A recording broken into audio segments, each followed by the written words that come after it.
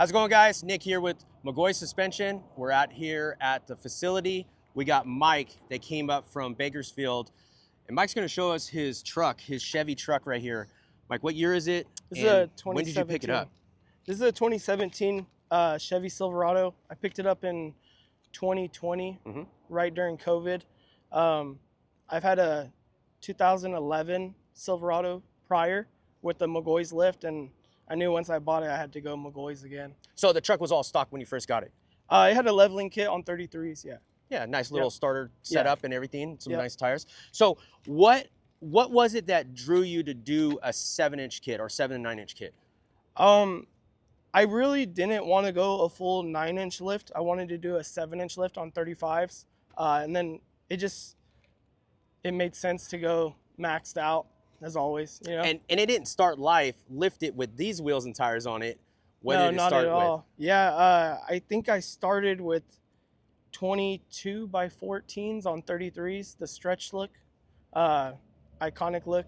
Still looks good, but. Right. So you did a couple setups like that, though, because I want to say I saw it maybe like three different wheels. 24 by 14s on 36s, and then I did 26 by 16s on 37s. Me and my buddy did a swap, and I rolled around like that. I like the look too, but this is just so much more comfortable. You can off-road it, everything. So when you say comfortable, break that down to us, because it's funny because we get a lot of guys that want the big wide look, which is a great look and it's awesome. It has its place. But then there's some things that come along with it, right? Right, yeah. You're not driving that through a parking lot or through a drive-through or anything. Yeah, because you have to be conscious to how wide the wheels are, and since the wheels are right next to the, on the outside of the sidewall of the tire, you don't have a sidewall protecting them. And it looks good because it's so aggressive. But I mean, this also gives it that aggressive, stand out, don't get in my way look.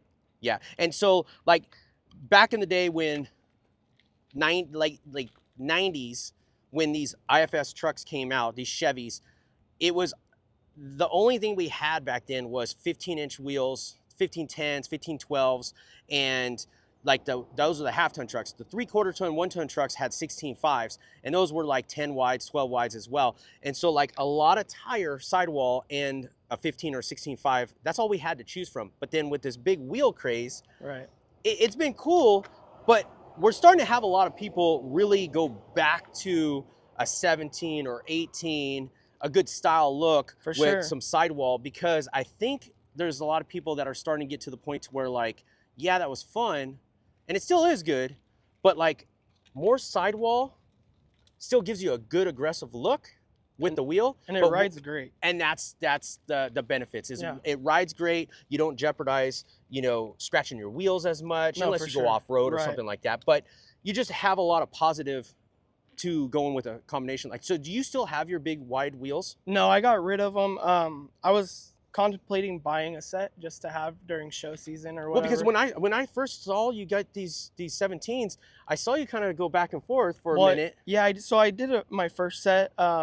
I was kind of scared to go with a beadlock wheel, so I did the beadlock look, but it just wasn't for me. I got a good set. So the first ones were simulated. The non-true, simulated, exactly. And then you decided to go full bore with the beadlocks. Yeah, they didn't have the simulated didn't have the offset I was looking for. Got it. They looked good, but it just, this one, it gets so much more looks just because of how deep the wheel is. I mean, if you're looking at this wheel and tire combination, I'm going to break this down real quick. So this is a 37-1350, and it is a Nitto Ridge Grappler, which is a really great tire that a lot of people use. You get a really good ride quality, and it wears really nice. So this is a really good tire, and it's a 17-inch wheel, and it's a 17x9 fuel Recon, and it is a -38 offset, which equals out to be 3.5 backspace. So that's how he's getting such a deep dish look to it, and it's sticking out to give that more bulky look to the truck. It sticks out probably if you, the tire is turned, so you really can't see it right here, but on the rear, you can see how far it sticks out. And just so you guys know at home that are watching this, is that on the front, this is the wheel and tire combination, how it sits. But because our lift kit on a half-ton truck, these older half-tons, this version does widen the track width on each side by 1 inch. So the passenger side, 1 inch wider, driver side, 1 inch wider. And that's just all in the design of the kit as well. So what Mike has done in the back is back here, if you notice how much it's sticking out, to basically make the truck mimic the front track width to the rear, you're using how much of a spacer? 1.5 inches on the rear. 1.5 inches. And by eye, you can't tell. It looks pretty flush. Yeah, yeah. Well, I mean, you got that. As far as the front, not off the side. Correct, Obviously. yeah. No, and that's the benefit of running the spacer in the rear to equalize it so then it looks the same as the front, because a lot of people don't like that wider front track width not matching the rear. So it makes sense. But looks good on a Baja truck. All of it. Right. I mean, just match the front. It squares it up real nice. Okay, so with the 7-inch kit in the front, you're sitting at about 7 inches, you said? Or you're at 9 right now? I'm at 9 with a 2-inch spacer under the strut. Okay, so our strut is adjustable. It has rings on it. And in the instructions, you can see where you can set it at 7 inches, or you can run it at 8 or 9. And what Mike has done as well on top of the strut has put a spacer to get it a little bit higher as well. So this one's sitting at the 9 inches like he was talking about. And he's got our upper control arms to help out with the droop travel, because anytime you go up to 9 inches, you want to have your full availability to droop out the suspension and not bind it up. So he has the upper control arms. It also has the ball joint caps on here too. Let me show you those. So I definitely recommend upgrading to your guys' control arms, just because the travel on them is so much better. When you're driving, you could feel it instantly. Yeah. And that's a bit because it's not binding up anymore. Right. So the ball joint caps, I'll show you those real quick here. These right here are billet ball joint caps, and then our upper control arms. And then talk to me about this right here. You had that custom made? Yeah, that's my business logo. That's your business logo? Yeah. I just wanted to add something that kind of represented me, and you know what I mean? Sure. It fills in that gap that Chevys have right there also. Okay. And then down on the bottom here, you have our traditional silver kit. So we make these kits in 2 different versions. We have this silver one like you see here, and then we also have a black with the stainless inserts, which we call our SS kit. So we have 2 different kits for this year truck, and it just all comes down to what you want, as in personalization, and everything else in between. So like, there's no difference as in ride quality or quality to the kit itself. You're basically just gonna gain on the SS kit the availability to get a little bit more customized, and with those stainless inserts, you can go just to black and whatnot. So what made you pick the silver kit? I don't think you guys had the SS kit out At the time? At the time, yeah. California Wheel and Tire out of Bakersfield installed it, and they just gave me a really good deal. So I was like, hell yeah. Yeah, dude. those are good guys. They've been doing our kits for a long time, so that's awesome. Yeah, any problems I have, they always troubleshoot it and get straight to the point. So overall, I think you've put together a really nice look with these 17s. I like the ditch lights like we were talking about off camera, which just for the viewers out there, what mounts are these? I honestly couldn't tell you the mount. It bolts underneath the hood. Yep. And they just pivot out. That way when you open the hood, you don't have to worry about your light hitting the pillar or your hood hitting the light. They have some that stick out offset, and it just looks trashy in my opinion. So he's got the LP4s, Baja Design LP4s. And then over on the side here, you've upgraded your mirrors? Yeah, those are just HD mirrors. I wanted something with the white lights, and so I could see when you're backing up. When you have bigger wheels on there, it's so hard to back up. Sure. And then we got amp steps on this? Yes, sir.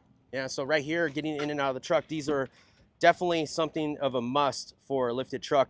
When I say a must, you can put the tubular steps on it, and those look cool and they work, but when you got a lifted truck, you want to have as much ground clearance as possible. So especially if you're using it. Yeah, and these tuck up underneath. It'll give it a second, and then they'll tuck up underneath real nice and clean.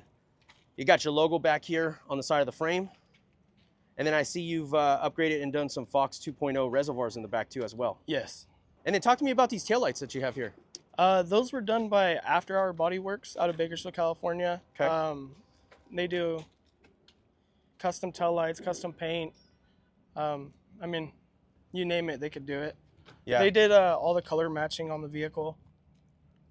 And so I want to also point out that if you're looking at this truck and I don't want to call you out in a way, but like there's a couple little, you know, imperfections. Well, not imperfections, but like rock chips. Oh yeah, and for sure. You know, different things. Not like the quality of work is great, right? But you have some showing tells of you go out and drive the truck and you use the truck. And if you follow this guy on Instagram, he's got killer pictures of his truck off road. It's LTZ Mike.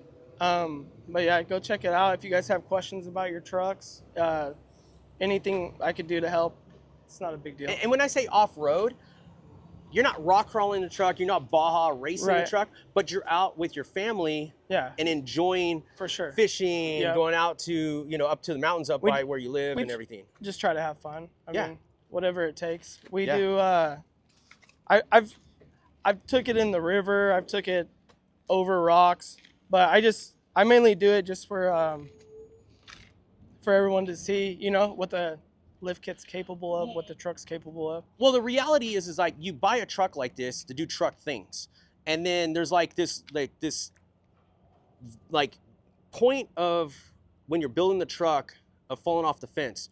Do you build it as a show truck, or do you build it as something that you can drive and have fun and not stress over how clean the truck is?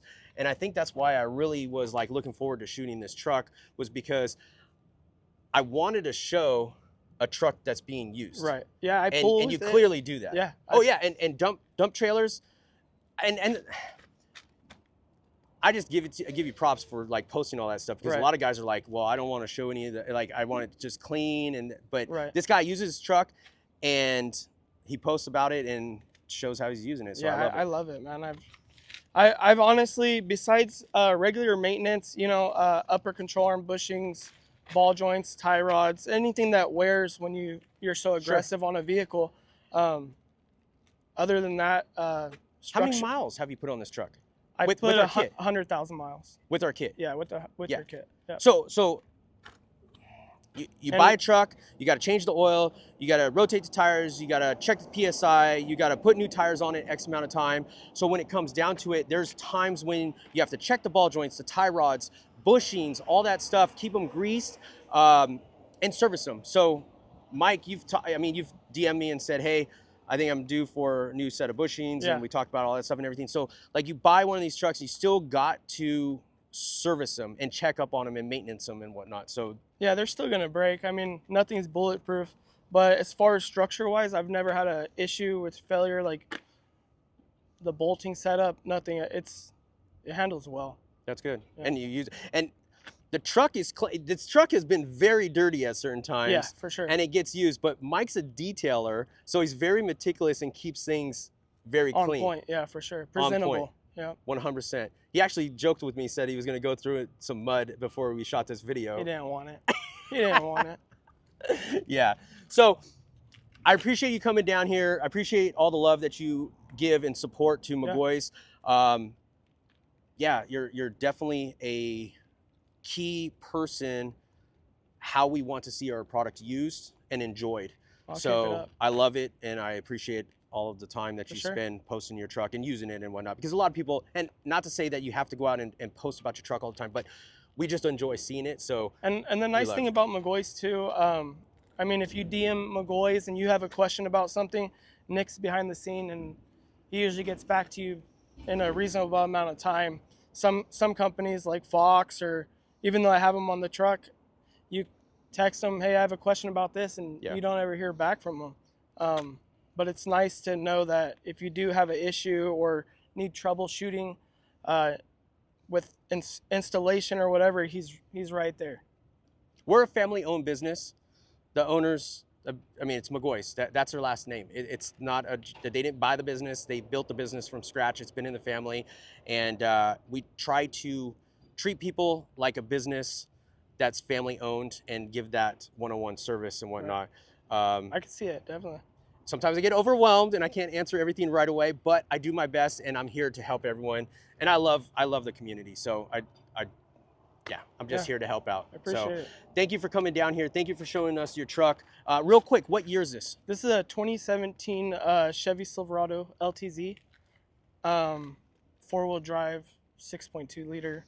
So it's a maxed out package. So I know probably some people are gonna make a comment. Right. Is it re-geared? No. So it's stock gears. Stock gears. So I've had a lot of people ask about gearing and bigger tires and whatnot.